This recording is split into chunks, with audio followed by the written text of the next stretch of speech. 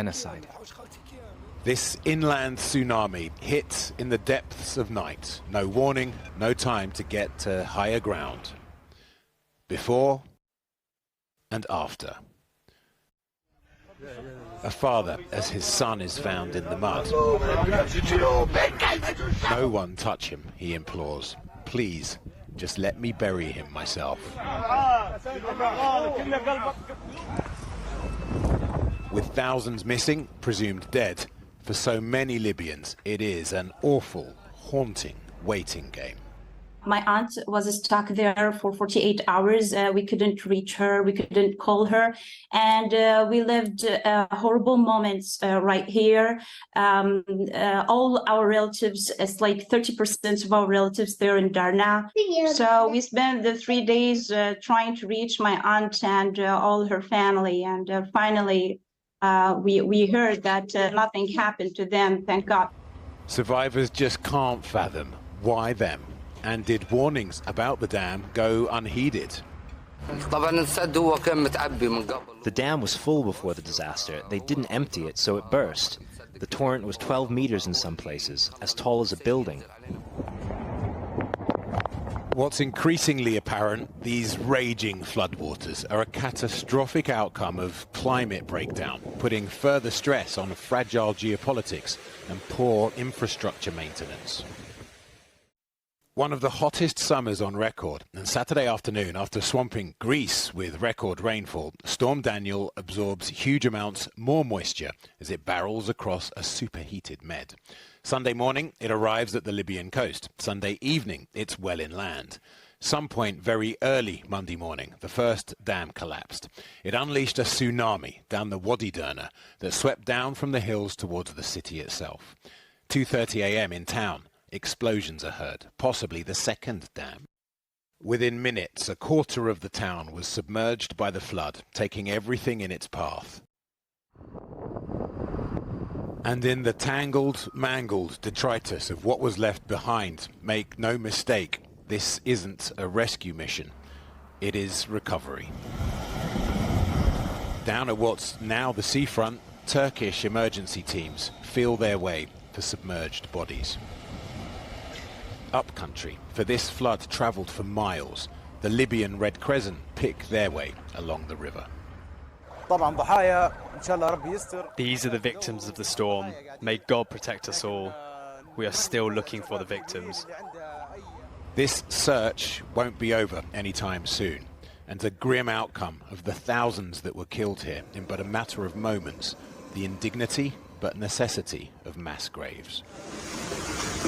The city's only hospital flooded, communications still down, bridges ruined, the only sure way in for help, helicopter. And latest estimates, Derna's human loss, over 5,000 dead, 10,000 still missing, at least 20,000 displaced. But no one knows for sure just yet. Well, earlier I spoke to Inez Mazzoni, a translator who lives in the city of Tobruk, a couple of hours' drive from Derna, where her family live. I began by asking what she knows about the situation there. Actually, the situation is really painful and miserable now. Today, more than 1,000 and I guess 200 dead bodies were buried anonymously. We don't know who they are. Their families know nothing about them. So the rescue teams are facing so much troubles in rescuing or not rescuing, to say it correctly, in taking out the bodies. It sounds like an absolutely horrendous situation. And what have you personally been able to find out about your family living in Derna? Most of them are lost. Most of them, we don't know where they are till now. Actually, the nature of the Libyan families and the lifestyle of the Libyan families is very intimate. Most of the families live together in the same building. So each of the families lost more than 6 or 7 members from the same families.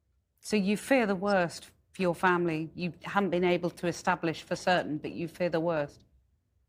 Unfortunately, till now, we know nothing about them. We only care now with finding them and just bury them to feel safe for them. We don't even hope to find them alive. We only care about finding their dead bodies, just to feel like putting them in a good place, not thinking about them in the middle of the sea or like swept away on other districts next to Derna. So that's what we are praying for now. What effect is all this uncertainty about what's happened to your family? What effect is that having on you? We lost like we're talking about losing more than 20,000 people. So the number is really huge. You can't even cry for one member. If you want to cry about one, you will think about his brother or his sister or his father. So the pain is really huge. And the people that you have managed to reach on the phone or by email, what are they telling you about what's going on in Derna? Most of them had a very, very bad 2 days. The people who are alive now stayed on rooftops on the dark, and they were hearing people crying. Children, kids were swept away by the floodings. And are you hoping to travel there? Is it possible to get by road from Tobruk, where you are, to Derna, to try and find out more about what's happened to your family? Unfortunately, it is not possible. The roads are very crowded. Supplies and medical aids are coming from all the other cities, so we can't even travel right now. Clearly, this was a ferocious storm, but there are also questions being asked about the maintenance of the 2 dams that burst. Who are people blaming for what's happened to you? Yes, there is a huge anger, especially on social media. Everyone is very angry, and they are pointing their fingers towards like the authority and saying we could have helped a lot of people or make the results less disastrous than it is now. Yes, all the Libyans are very angry. And just finally, aid is now starting to get through. What help do you need? What do people in Derna need now? We need professional rescue teams so they can help in collecting dead bodies. Because, as I told you, a lot of people are still under the rubble. Ines Mazzoni, I hope you get some news soon. Thank you very much for talking to us. You're more than welcome.